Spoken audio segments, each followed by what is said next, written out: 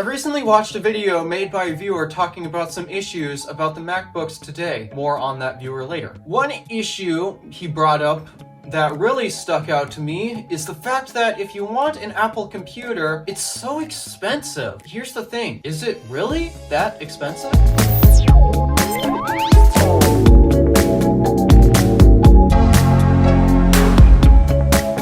Apologies for if I sound weird today, but it's because I recently got my braces tightened and ow, my gums are not happy with me right now, so sorry if I sound weird today. Alright, so to elaborate on exactly what he meant, what he said was that the MacBook Air starts at way too high of a price, and it's because, well, $1,000, it's not necessarily cheap. My mom bought a 17-inch laptop for like $700, and it's got like a Core i7 and 12 gigs of RAM, something like that. It doesn't have a dedicated GPU. I know it has integrated graphics, but it's not exactly a bad system, and it's $700. Meanwhile, the MacBook Air, well, that starts at like $1,000 and comes with a smaller screen. Here's the thing, is it really worth $1,000 first of all? Because I don't remember his exact comment. You know what? Let's figure out what his exact comment was. So the first point is that Macs definitely need lower price tags. Now the main reason why PCs are the biggest computers, are the best selling computers in the world is because, well, typically they have lower prices for a similar value that the average person needs. Macs don't normally have that, and they should change that at least with their lower end MacBooks. For example, the MacBook Air, that starts at $1,000. Now keep in mind that it starts at $900 in their education store, and about 20% of this goes toward it just being a Mac. So let me just do a little math on my Apple Watch here. So 900 minus 180 is $720.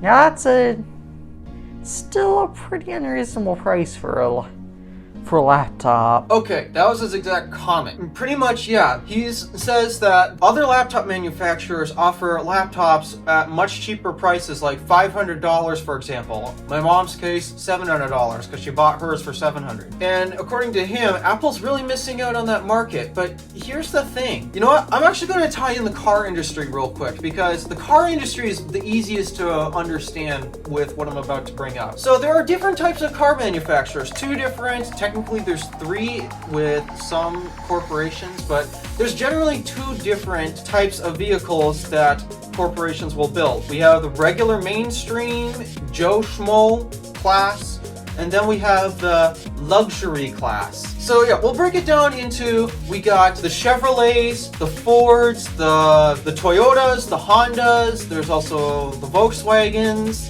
We're gonna name those for example, okay? We got those brands. Those are the Joe Schmo economy class basic cars that we use to get around town today, unless you fall into the luxury division, which are the Cadillacs, the Lincolns, the Acuras, the Lexus, the Mercedes, BMWs, Audis. So why did I bring up this kind of thing in the car industry? It's because, believe it or not, this is sort of a thing in tech. You may not recognize it. There are some brands that actually are dedicated to building cheaper stuff that the regular economy can afford. Like, for example, we have Motorola. They're not known for their high-end flagships. They are mostly known for the budget devices. But the point is, there really are two different types of brands, and pretty much Dell, they fall into the basic Joe Schmo most of the time, because most computers that I see are by Dell. Then there's also HP that makes economy class stuff. And what makes them cheap exactly? It's kind of the quality. The box is boring. It's just basically doing everything it can to get all the necessary performance that businesses would need.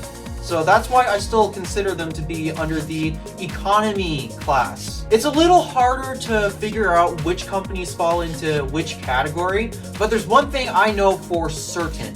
There is no doubt about this. In the computer industry, we have the economy class and the boutiques. And we should know by now, with the types of products that Apple makes and as well as their pricing, Apple falls under the boutique class. So obviously, yeah, their stuff is going to be a bit more expensive because you're paying for a boutique product. Is it really worth $1,000? The MacBook Air, is their cheapest MacBook really worth $1,000? Let's actually break it down into all the things that actually make this thing that high of a value? First of all, general boutiques nail this compared to the regular economy class. The quality of materials, basically. There is no good-looking, fancy-like computer that is built to the quality of the MacBooks. I mean, there are computers that do come close, but MacBooks set the standard for the highest quality computers and laptops on the market. That general quality is going to cost more. But there's also something else that you might have not considered. What material is this made out of? It's made out of not just aluminum, it's made out of recycled aluminum. Let's just say prices of metals in general, well, pretty much anything actually, prices in general for materials have practically rose like 3 times the cost. Some are better off making plastic stuff, but no, Apple, you don't get plastic. This is a boutique brand. If you get plastic with a boutique brand, we got a problem. So materials, they are not exactly the cheapest on the planet. Next, we're going to talk about the M1 SoCs, the things that actually power these things. Back when Apple was on the Intel infrastructure, especially the MacBook Air, yeah, I wouldn't necessarily say it's a great value considering that my mom got a $700 laptop with a Core i7 and 12 gigs of RAM. Meanwhile, the MacBook Air got, well, a very whimsical i5. Yeah, it wasn't exactly the best value. But now that the M1 SoC is in there and the performance that it has is, well better than my mom's laptop for certain, I'm pretty sure that the price is definitely more of a better value now. But there's one difference, and that's the price of the chip. Now, you could say buying in bulk could be cheaper than developing your own, but here's the thing. Intel has a very dumb policy. Not only, yeah, you buy more of this product, you're going to get a better rate, which obviously Apple didn't order that much of because MacBooks are not as popular as the general PC manufacturers. But there's also one thing that Apple does not do that could actually help them with the discount. The sticker. You have seen all of these PCs and Chromebooks that have powered by Intel inside or something. Intel inside. The reason why that is actually there is because if it's not there, then the manufacturers are not going to get a discount. That sticker is there so that way manufacturers can get a discount on Intel stuff. That is the only reason why that sticker is there. I don't know if you paid attention to MacBooks, but the MacBooks with Intel inside, they don't got that sticker. So they're already getting a worse deal because they don't got that Intel sticker branding on it. Combined with they're not ordering as much, so sure, they could technically be saving money with this, but it costs a lot to develop your own chip. This is definitely an expensive component, especially if you're developing it yourself. Another reason why this actually deserves its price, is because this display is actually nicer than most. Now, granted, yes, it's on the smaller side, and I really hate small displays. The general quality of it is definitely better than most. It's got support for the P3 color gamut, whatever it is. The display has been one of the most color accurate as well. I mean, it's really hard for me to just explain this because I don't exactly remember much that went into the display, but I do know that according to even most reviewers and journalists, this is a phenomenal display, and not to mention very retina, which means more pixels, more monies. So these displays are not crap, unlike my 2011 MacBook Pro. Anything before Retina, I'm sorry, that is crap. I really do not like them. These Retina displays, they are absolutely beautiful, but if you want nice, beautiful things, money please. Money, I want money. There's also other things that you might absolutely just overlook and don't really stick out exactly to you, but there's other things that, even though you might not be aware of, are also high-end components. Like, for example, the trackpad. Apple continues to have the best trackpads in the industry. That's gonna cost money if you're gonna have the best. And then also other things like under the hood. If they got SSDs, sure, and most laptops also have SSDs, but Apple gives you some of the fastest SSDs they can find. Obviously, if you want faster performing SSDs, it's gonna cost more. Speakers also. This is something that most people actually overlook, especially when it comes to these laptops. These are some of the best sounding speakers in this division. Yeah, best sounding speakers? More money, please. And especially thanks to the M1, the battery life is now so stupidly long compared to others. That has a lot of value to a lot of consumers. A lot of value, you say? More money, please. It also has the latest wireless, Wi-Fi 6. and Bluetooth 5.0. I mean, they could be cheap, but having the latest end stuff, it's gonna cost more. There's a lot of things that you don't exactly recognize or care about, but a lot of those things that you might not recognize or care about, there are on the higher end in terms of the options list. So with all of these awesome stuff, whether you recognize it or not, it's naturally got to cost more. And honestly, considering what the MacBook Air even has today, I don't see, even if a PC manufacturer made this exact computer and branded it as Windows, it's still going to end up costing more. Something I need to remind you, Linus Tech Tips actually does fair comparisons. Even though there are things about Apple that he doesn't like, he still does fair and objective comparisons when it comes to benchmarking his stuff. When it comes to breaking down all of these Macs into their hardware components, he has found that Apple actually charges about market rates for all of these things. So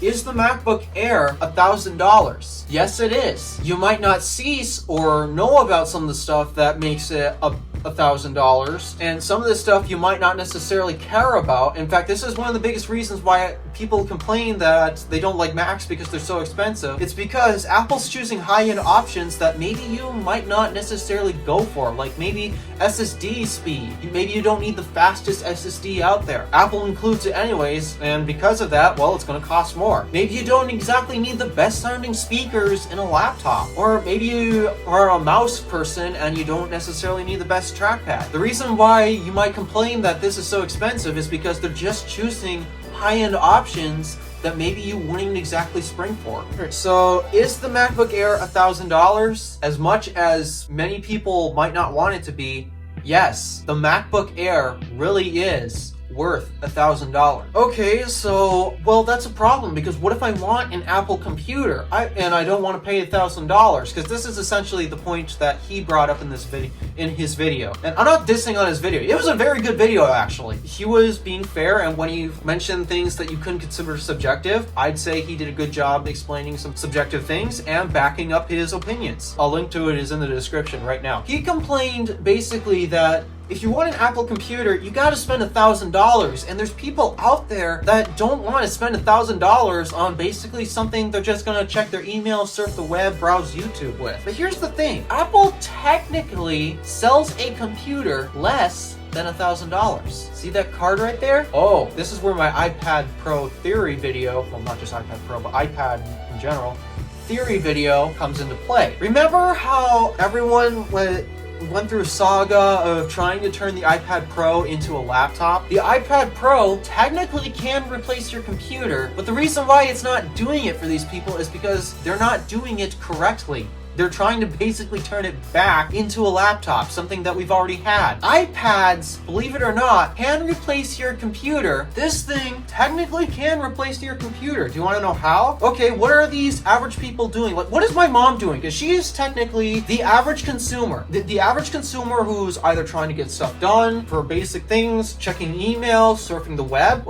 Let's figure out what she does, for example. Biggest things that she does on her laptop is she checks her email. Our iPads can do that. She surfs the web and does her online shopping. The iPad can do that. She does word processing and Excel spreadsheets. Oh, this thing can do that too. And there's other things, other basic things that, yes, you can actually do on the iPad. Like, for example, filing taxes, other home-related stuff, and general word processing. This is kind of what the average laptop user does with these basic low-end cheap laptops. I mean, he was saying target like the $500 price point. This is what people are doing with a $500 laptop. And guess what? The iPad is doing all of these things. The reason why you're just not considering it is because it's just doing it in a different way, a way that you're not necessarily used to. The iPad can do these things. Assuming that you're not buying the 12.9-inch mini LED iPad Pro, it's less than $1,000. In fact, it can be as cheap as $320. Whoa, this was the biggest thing that he pointed out, and this really got me thinking. Are the Apple computers really a terrible value